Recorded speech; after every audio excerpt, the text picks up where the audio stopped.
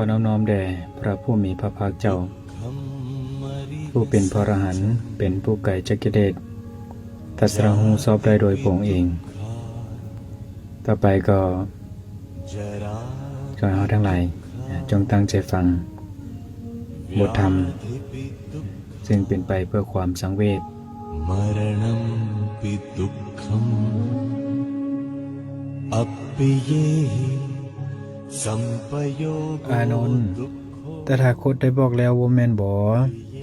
ว่าสัตว์ทั้งหลายจะต้องพัดพรากจากของฮักของพอใจทั้งหมด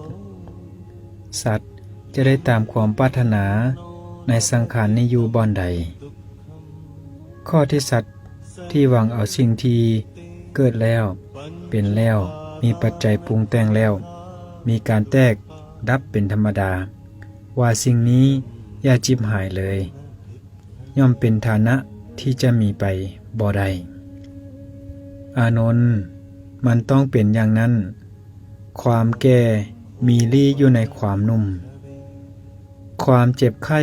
มีลี่อยู่ในความบ่มีโรคความตายมีลี่อยู่ในความมีชีวิตสวีวันจึงบ่บริสุทธิ์ผุดพองเสียแล้ว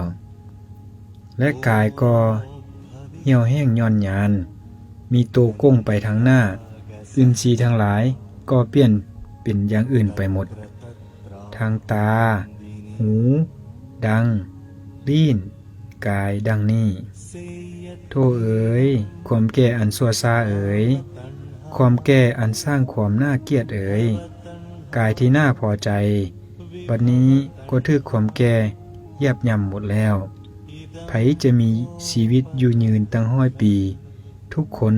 ก็ต้องมีความตายเป็นที่ไปในเบื้องหน้าความตายบ่ยกเว้นให้ไผมันย่ำยี่หมดทุกคนสัตว์ทั้งปวงทั้งที่เป็นคนหนุ่มทั้งที่เป็นคนแก่ทั้งคนผ่านและบัณฑิต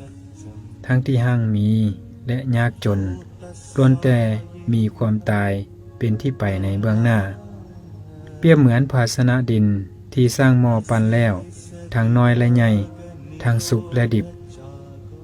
ล้วนแต่มีการแตกทำลายเป็นที่สุดฉันใดชีวิตของสัตว์ทั้งหลายก็ย่อมมีความตายเป็นที่ไปในเบื้องหน้าฉะนั้น